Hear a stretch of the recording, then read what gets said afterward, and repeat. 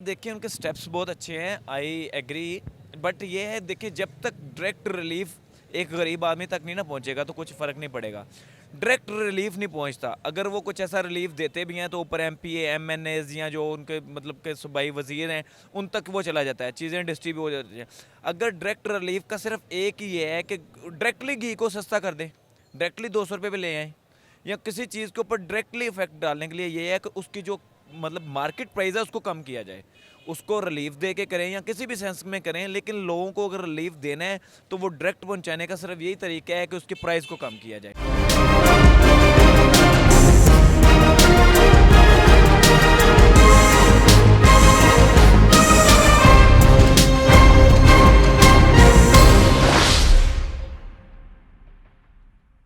अस्सलाम वालेकुम नाज़रीन, आप देख रहे हैं मल्टी न्यूज़ नेटवर्क चैनल और मैं हूं आपका होस्ट फैसल मीर। आज हम जनाब खड़े हैं करीम ब्लॉक मार्केट इकबाल टाउन।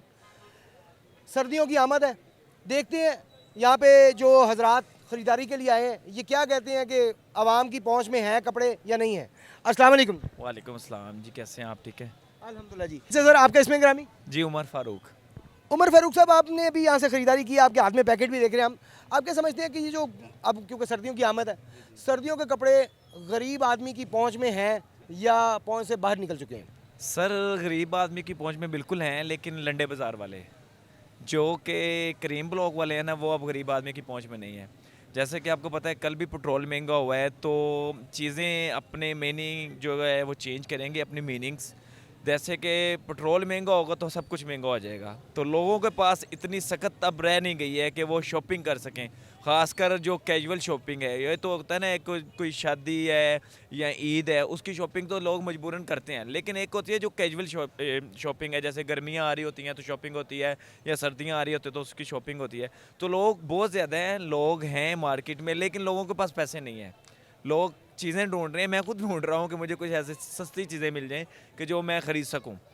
ठीक है, अगर किसी के बहुत 2-3 बच्चे हैं तो वो बेचारा बिल्कुल पिस गया है, उसके पास इतने पैसे नहीं है कि वो एक्स्ट्रा से कोई शॉपिंग कर सके या अपने बच्चों के लिए कुछ चीज़ें ले सके। देखिए महंगाई बिल्कुल मानने वाली बात है, महंगाई हो, पेट्रोल पहले से महंगा हुआ है, 10 पहले भी बढ़ा है, अब फिर बढ़ गया, इसमें कोई शक नहीं महंगाई हो रही है। लेकिन इमरान खान साहब ने एक पॉजिटिव स्टेप भी उठाया है, जी जी 2 करोड़ ख़ानदान के लिए, जिसमें आटा, दाल और घी, इन तीन चीज़ों को 30% उनके लिए ऑफ किया गया है, जिससे 12 करोड़ आवाम अफेक्ट होगी। तो इसके बारे में आप क्या कहेंगे? सर देखिए उनके स्टेप्स बहुत अच्छे हैं, आई एग्री। बट ये है, देखिए जब तक डायरेक्ट रिलीफ एक गरीब आदमी तक नहीं ना पहुंचेगा तो कुछ फ़र्क नहीं पड़ेगा। डायरेक्ट रिलीफ नहीं पहुंचता, अगर वो कुछ ऐसा रिलीफ देते भी हैं तो ऊपर एमपीए एमएनएज या जो उनके मतलब के सूबाई वजीर हैं उन तक वो चला जाता है, चीज़ें डिस्ट्रीब्यूट हो जाती हैं।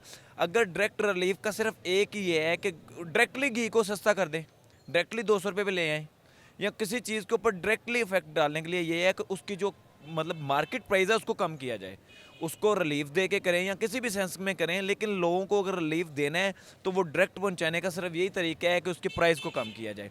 अदरवाइज रिलीफ देते भी हैं तो वो आधा इधर चला जाता है, आधा इधर चला जाता है, गरीब आदमी तक नहीं पहुंचता। यानी कि ये जो अभी प्रोग्राम शुरू किया गया, इसे आप अप्रिशिएट नहीं कर रहे? नहीं, मैं अप्रिशिएट कर रहा हूँ, लेकिन मैं ये सिर्फ चीज़ कह रहा हूँ कि उसको डायरेक्ट रिलीफ देने के लिए प्राइस को कम करें, डायरेक्ट प्राइस पे लेके आएँ वो जो आम आदमी की पहुँच तक हो। अगर आम आदमी की पहुँच तक नहीं होगा तो रिलीफ का क्या फ़ायदा। ये बात इनकी फ़ारूक साहब की बिल्कुल सही लगी है मुझे कि डायरेक्ट अगर प्राइस को कम किया जाएगा तो वो पता चलेगा आवाम को कि बाकी आवाम तक पहुंच रही चीज़। अगर उसे एमपी एमएनएस के थ्रू पहुंचाया जाएगा तो ऑब्वियसली उसमें से 30% 40% में भी आवाम तक ना पहुंचे, या शायद 30% या 40% ही पहुंचे, बाकी ना पहुंचे। तो बहरहाल हुकूमत को इस चीज़ पे सोचना चाहिए।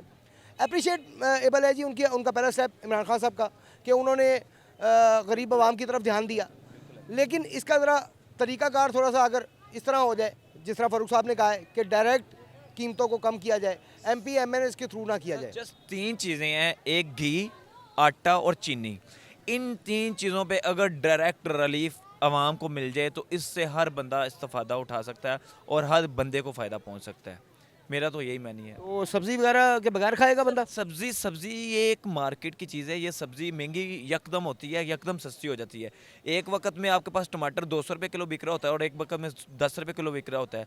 ये चीज़ें वो महंगाई पे इफेक्ट तो डालती हैं, लेकिन बंदा आलू खा लेता है। लेकिन घी, चीनी और आटा ये बेसिक चीज़ें हैं, इनके बगैर बंदा गुजारा नहीं कर सकता। टमाटरों के बगैर गुजारा हो जाता है, प्याज के बगैर भी हो सकता है, लेकिन इन 3 चीज़ों के बगैर नहीं हो सकता।